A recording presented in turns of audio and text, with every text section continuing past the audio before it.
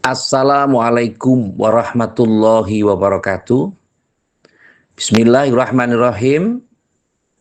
Tentu kita tidak boleh menyalahkan siapapun dan harus mengetahui tentang fakta, realita, dan kondisi ketika timnas kita harus tunduk lesu ketika kalah melawan Filipina dengan skor yang menyakitkan 1-0, itu pun melalui tendangan penalti yang tentu saja kita hanya bermain 10 orang karena Muhammad Ferrari mendapatkan kartu merah di menit ke-43 babak pertama. Proses ini menunjukkan bahwa kematangan mentalitas dan koordinasi serta keberanian dalam mengambil keputusan ini sangat penting terkait dengan pemain atau yang lain.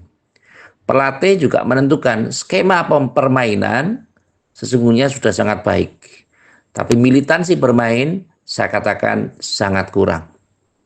Mengapa demikian? Karena Filipina menurunkan 70-80% itu tim naturalisasi.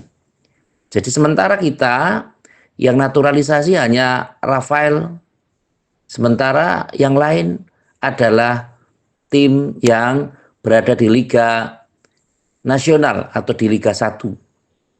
Kecuali Asnawi dan Marcelino Ferdinand yang di Allsport, dan tentu saja Asnawi ini di POT serta di POT FC maksud saya, dan Asnawi ini sesungguhnya juga sudah mendapatkan kartu. Pratama Arhan yang di Suwon FC juga tidak banyak mendapatkan menit bermain di sana. Sehingga tentu saja ini menjadikan satu kondisi yang tentu saja harus dipertimbangkan, dan kita semuanya yang tentu yang local pride ini harus juga berpikir ternyata lokal belum mampu untuk bersaing jika diimbangi atau dibandingkan dengan tim senior yang tentu dihuni oleh diperbanyak pemain diaspora. Marcelino Ferdinand tentu akan berbeda dengan Tom Hayi, berbeda dengan Justin Hartner, berbeda dengan yang tentu saja yang kita ketahui di pemain belakang Jordi Ahmad. Itu sangat berbeda sekali posisinya. Dan itu tentu saja kualitasnya juga berbeda. Rizky Ridho memang disimpan dan tidak diturunkan, artinya memang tidak dipanggil dalam Piala AFF karena Rizky Ridho memperkuat Persija Jakarta. Pola-pola inilah yang tentu saja menjadi perhatian kita sama-sama, dan ini membantah pernyataan bahwa timnas kita yang lokal ini yang ada di Liga 1 kualitasnya 11-12 dengan diaspora. Tentu hal ini harus juga menjadi pertimbangan. Apakah benar pendapat seperti itu? Lah monggo disesuaikan dengan kondisi. Nah, terutama ketika kita sudah mendapatkan kartu merah, kemudian mutu permainan dan wasit pun itu sepertinya lebih berpihak kepada Filipina daripada dengan Indonesia. Nah, tentu dari sisi kondisi di lapangan penjenengan jauh yang mirsani sepak bola semalam tentu bisa melihat tayangan ulangnya atau bagaimana pertandingan highlightnya, yang tentu saja ini menjadi pertimbangan besar kita. Yang paling penting adalah selama AFF ini tidak diakui atau pialanya tidak diakui oleh FIFA, maka Indonesia akan susah untuk berkembang. Bagaimana tidak, ternyata pemain-pemain kita yang bermain di Eropa tidak bisa turun, kecuali Rafael itu tidak bisa turun. Victor Benyamin Detan ini juga sebenarnya sudah bermain sangat baik. Bermain dengan 10 orang sebenarnya kita bisa mengimbangi Filipina. Tetapi karena ada hal-hal tertentu kemudian ya eksiden terjadi, menyentuh bola dengan tangan dengan tidak sengaja di kotak penalti. Ini merupakan satu kondisi yang sangat merugikan.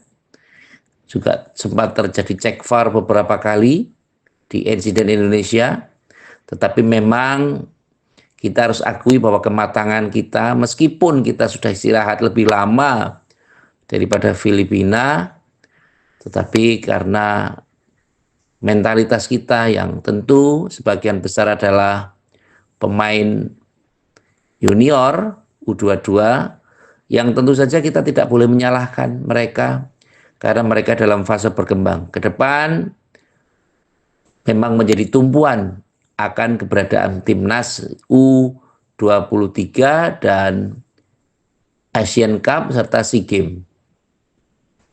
Ini yang akan menjadi pertimbangan ke depan. Evaluasi tentu perlu diadakan, dan tentu saja kami sendiri tentu tidak akan merasa menyesal karena memang kualitas kita ya sebenarnya sudah baik.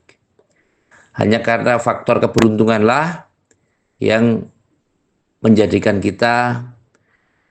tim kita menjadi kurang beruntung untuk bisa masuk ke semifinal. Dan yang bisa menemani Vietnam, karena Vietnam tadi malam juga menang melawan Myanmar, tentu saja ini juga menjadikan perhatian, dan Vietnam mempunyai nilai 10, dan Indonesia tentu saja ini tidak bisa masuk semifinal, dan Filipina yang menemani Vietnam dengan nilai 6. Sementara Indonesia berada di peringkat 3 dengan nilai 4. Inilah yang menjadi perhatian, dan tentu saja evaluasi dalam tataran ini perlu dilakukan. Dan setelah ini tentu ada U20 yang akan menghelatkan pertandingan. Tentu saja ini Indra Syafri juga akan disibukkan dengan pemain-pemain U20 yang ternyata juga tidak memanggil beberapa pemain kunci, misalnya Jem Raven dan beberapa pemain-pemain yang ada di Liga Belanda atau Liga Eropa itu jarang mendapatkan panggilan dari Indra Syafri. Apakah beliau termasuk penggemar tim lokal? Tentu saja itu tidak benar, karena pemain keturunan hakikatnya adalah sama dengan pemain lokal, karena hanya pemain keturunan ini adalah mereka mempunyai darah Indonesia, keturunan Indonesia, karena bapak ibunya atau mbahnya jelas mempunyai warga negara Indonesia. Dan tentu saja ini menjadi perhatian bagi semuanya, mengevaluasi semuanya. Semoga timnas ke depan akan terkondisi dengan baik, dan evaluasi harus dilakukan untuk memperbaiki kondisi tim nasional kita. Kita memahami, mengetahui bahwa kondisi Sinteyong, pelatih kita, sangat tersudutkan beberapa aspek karena statement-statement yang muncul dari Pak Erik dan Arya Sinulinga, yang kadang mereka bicaranya kadang begini, kadang begitu. Tapi apapun hasilnya tentu kita harus objektif bahwa memang haruskah Sinteyong dipecat ketika hanya menangani Piala AFF seperti ini, sementara kita ada jadwal besar di bulan Maret ke depan, yakni round 3. 4 pertandingan yang sangat krusial. Yang ini tentu saja menjadi perhatian kita sama-sama, yang sebenarnya masih ada peluang karena kita adalah peringkat 3 dan masih punya kemungkinan untuk di peringkat kedua ketika kita bisa memenangkan setidaknya 3 dari 4 pertandingan yang ada. Ke depan tentu kalau memang Sinteyong dipecat, pertanyaan berikutnya adalah siapa yang akan menangani tim nasional kita? Apakah Coach Fahri Husaini ataukah siapa? Yang tentu saja menjadi perhatian.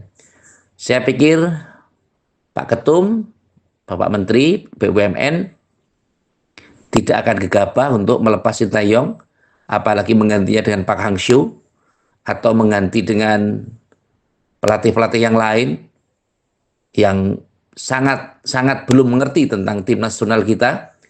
Sintayong ini sudah 5 tahun, dari tahun 2019 tepatnya bulan Desember sampai dengan ini tahun 2024.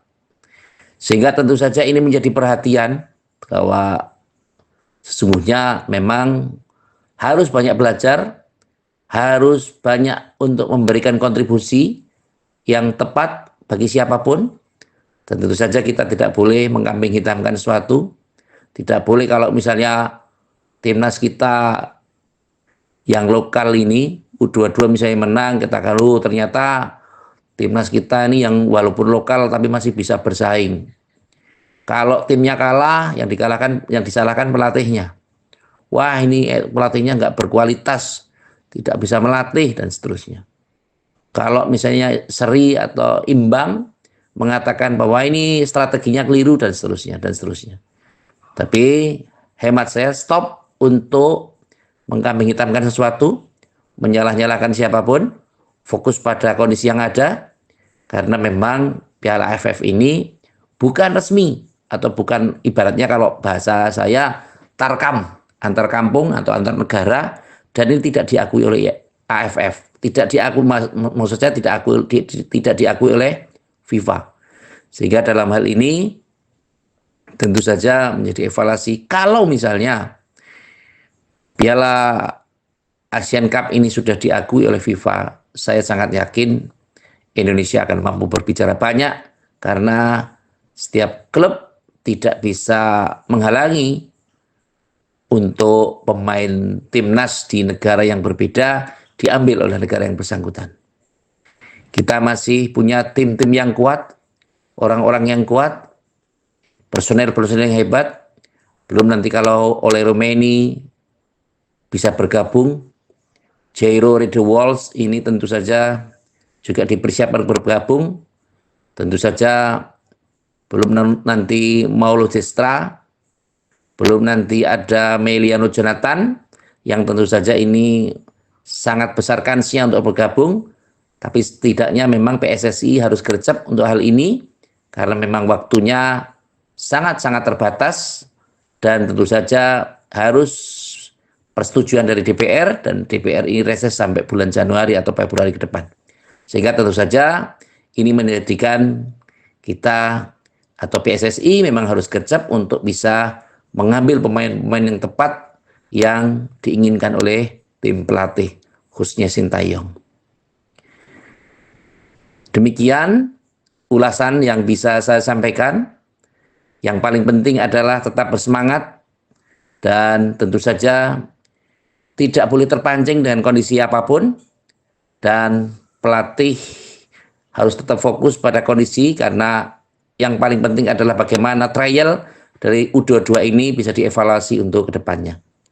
Dan terima kasih pada sahabat netizen semua yang telah support, membantu, mendukung, dan supporter yang telah memberikan yang terbaik untuk mendukung timnas kita.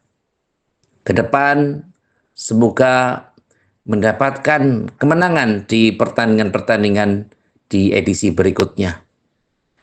Terima kasih pada semua pihak yang telah membantu terselenggaranya acara ini, mendukung dengan menyimak konten ini, dan like, komen, serta subscribe, serta share. Semoga amaliyah panjenengan semua dalam membantu channel ini mendapatkan balasan dari Allah Subhanahu wa Ta'ala. Amin, Allahumma amin. Sekali lagi terima kasih atas segala perhatian, dan mohon maaf atas segala kekurangan. Saya akhiri, wallahul muwaffiq ila aqwamit thoriq. Wassalamualaikum warahmatullahi wabarakatuh.